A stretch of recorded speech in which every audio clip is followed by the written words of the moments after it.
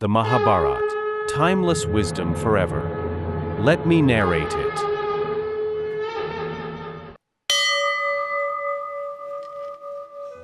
Five Pandavas were born in Indraprastha of King Pandu, and 101 Kauravas were born in Hastinapur of King Dhritarashtra.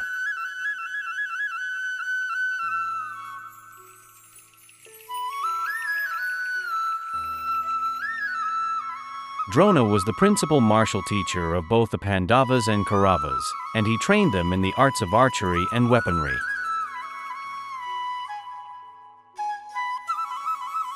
The rivalry between the Pandavas and Kauravas began to intensify as they grew.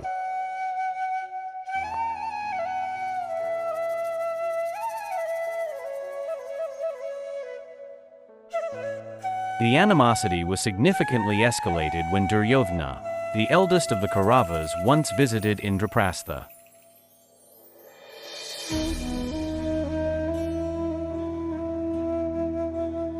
His mind was filled with intense envy and jealousy.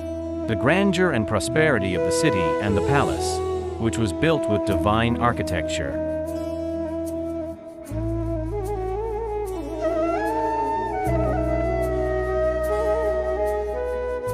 The Pandavas were invited to play the game of dice, and under duress and deceit, Yudhishthira lost everything: his kingdom, his wealth, brothers, and himself.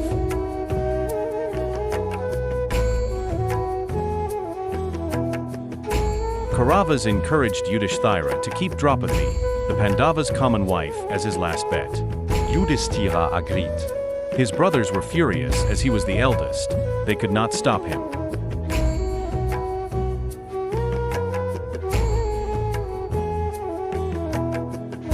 Pandavas lost Draupadi also and was forcefully brought to the Sabha. Duryodhana ordered Dushasana to disrobe her to insult Pandavas.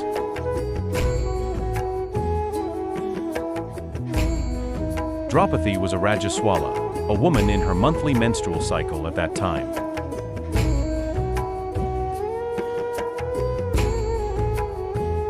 Being a Rajaswala, she was adorned in a single piece of cloth.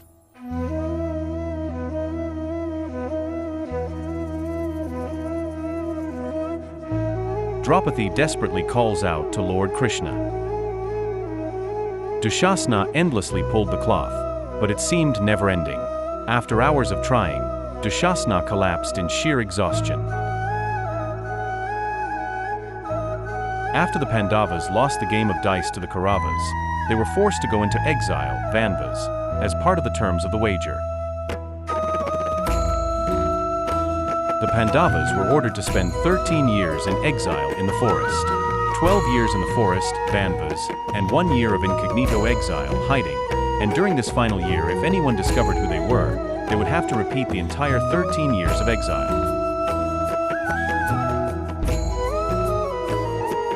Upon completing their exile, the Pandavas made their way back to Hastinapura to meet Dhritarashtra, the blind king of the Kaurava, and requested for their rightful share of the kingdoms where they had once ruled.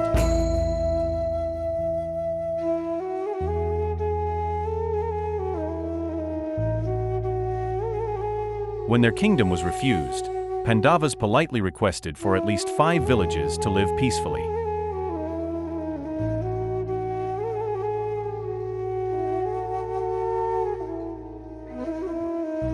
Duryodhana was determined not to share even a small piece of land with the Pandavas. After Duryodhana's refusal to grant the Pandavas even a small piece of land, Krishna intervened.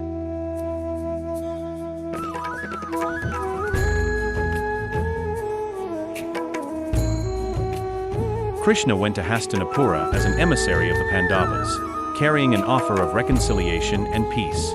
He asked Duryodhana to grant the Pandavas at least 5 villages, one for each of the Pandavas, so they could live with honor.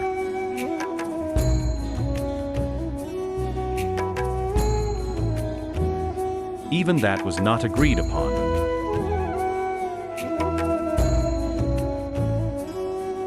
During the discussion, Duryodhana, in a fit of rage, ordered his guards to seize Krishna and imprison him.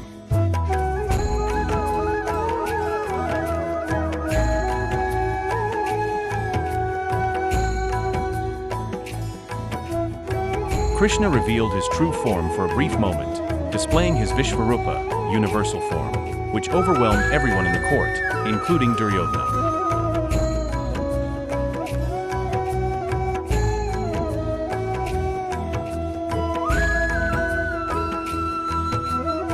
Krishna then advised the Pandavas to prepare for war, as all peaceful options had been exhausted.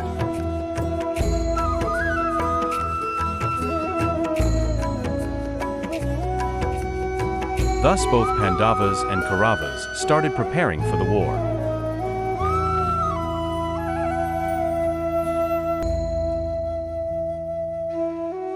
Before the start of Kurukshetra war, Duryodhana and Yudhishthira both went to seek Krishna's support.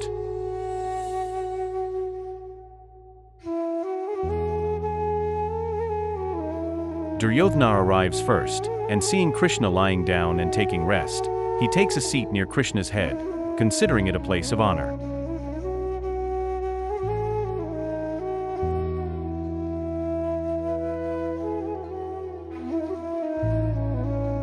Yudhishthira, who arrives second, chooses to stand near Krishna's feet, showing humility and respect and more submissive position.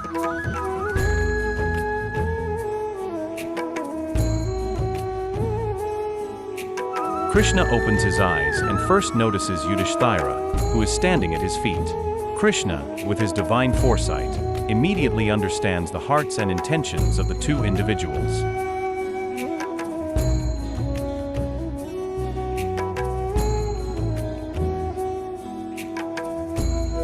Yudhishthira, in a humble and respectful manner, simply asks for Krishna's presence and guidance, not seeking material gains or Krishna's army.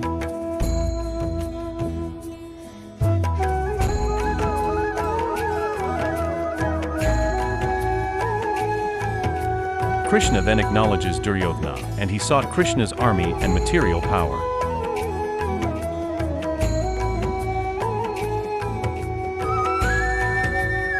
Krishna noticed Yudhishthira's humbleness, reflects the idea that divine favor is not won by power or position, but by humility and devotion.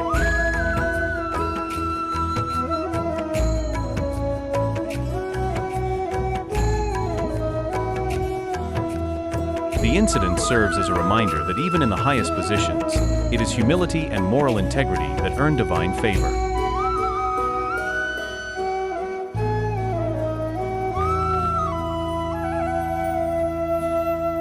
Lord Krishna played a pivotal role in the Kurukshetra war, both as the charioteer of Arjuna and as a divine guide. At the onset of the war, Arjuna, who was one of the most skilled warriors of his time, found himself in a moral and emotional dilemma.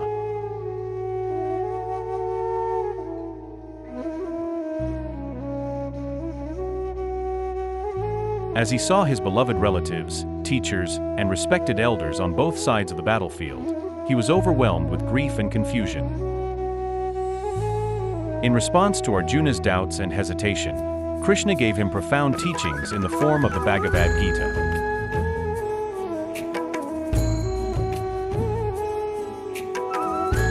The essence of Krishna's advice is as follows.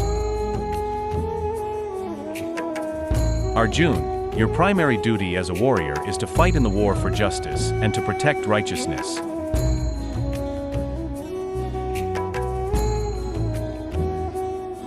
Arjuna, perform your duties without attachment to the fruits of actions.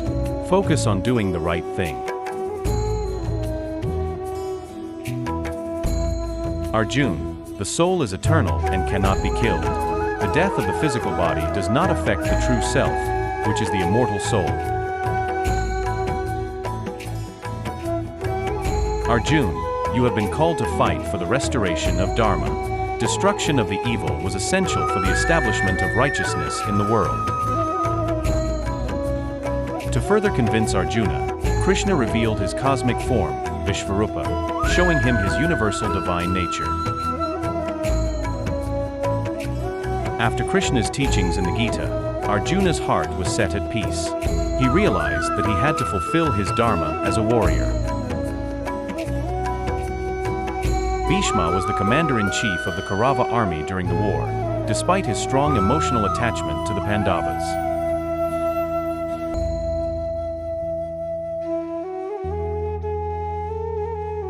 He was grievously wounded by Arjuna on the 10th day.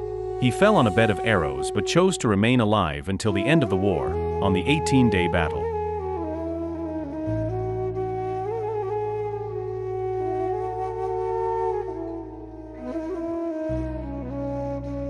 The war was a cataclysmic event that caused widespread destruction, both on the battlefield and in the broader social and moral fabric of ancient India. The battlefield was described as being littered with the bodies of the fallen, blood-soaked, and in a state of ruin.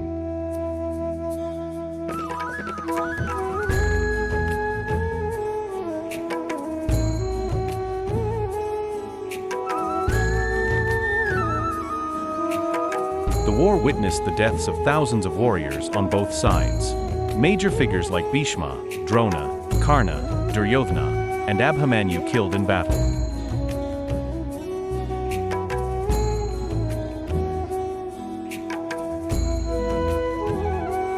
The Kauravas, for instance, lost all 101 of their children.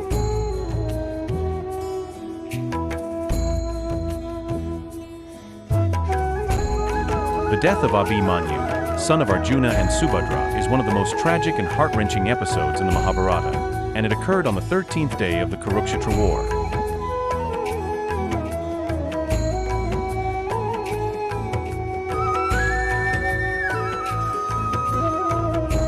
During the war, the Pandavas were struggling to find a way to break the Chakravyuh formation of Kauravas.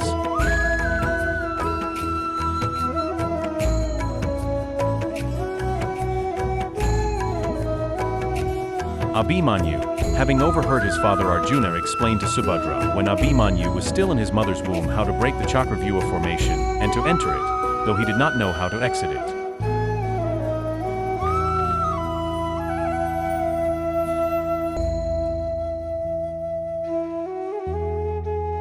Arjuna was one of the few warriors who knew how to break it. However, Arjuna was not present on the battlefield at that moment.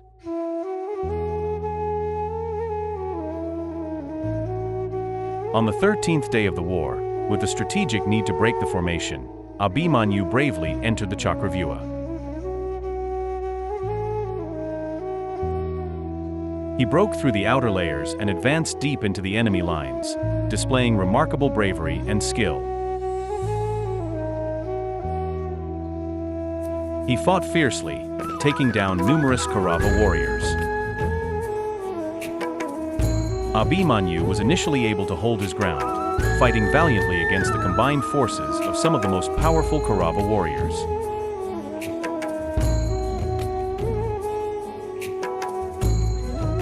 However, he was gradually overpowered by the sheer number of attackers and trapped within the formation, and the Kauravas ruthlessly killed him.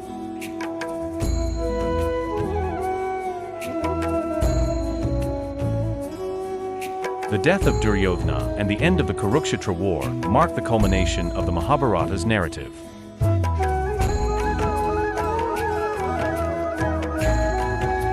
The lessons learned from the Mahabharata continue to resonate today. Mahabharata teaches the value of dharma, or righteous living, and offering timeless wisdom about the costs of ambition, the consequences of war, and the value of peace.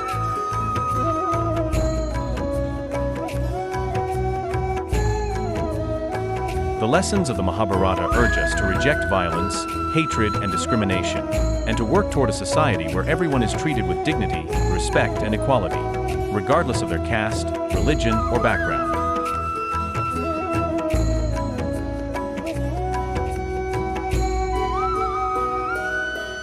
You can depict the current political scenario as a modern-day Kurukshetra, with the forces of Dharma and Adharma are still in conflict.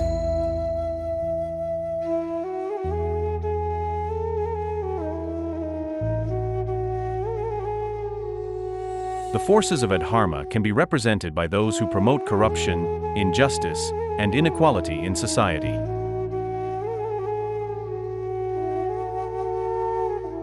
This is where Rahul Gandhi's character can be symbolized as one of the key protagonists of the righteous cause.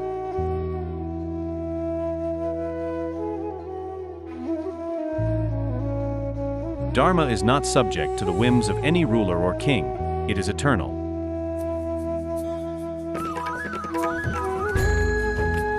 A nation divided cannot stand. The defeat of the Kauravas in Kurukshetra serves as a warning. When rulers focus on division and hatred, their forces crumble, leaving destruction in their wake.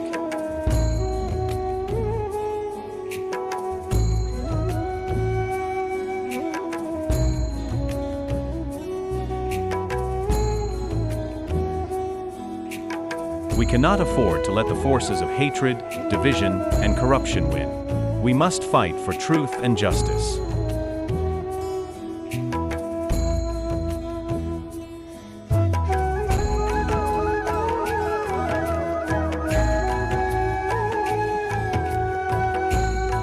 In a time when division, hatred, and injustice began to deepen, Rahul Gandhi embarked on the transformative 4,000 kilometers Bharat Jodo Yatra.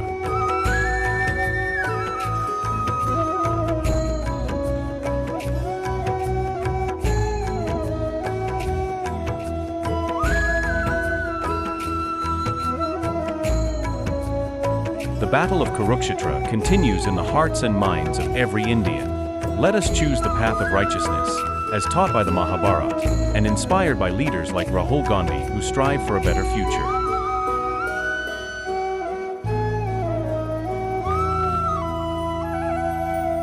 Raja Dharma refers to the code of conduct that a ruler is expected to follow, which is deeply rooted in ancient Indian philosophy, particularly in the Mahabharata.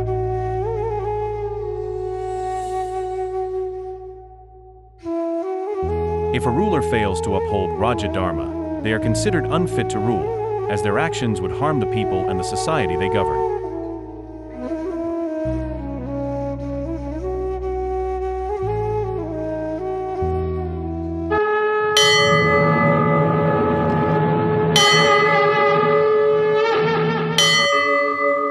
Yada yada hi dharmasya ग्लानिर्भवति Bharat अभ्युत्थानम् अधर्मस्य तदात्मानं सृजाम्यहम् परित्राणाय साधूनां विनाशाय च दुष्कृताम् धर्म संस्थापनार्थाय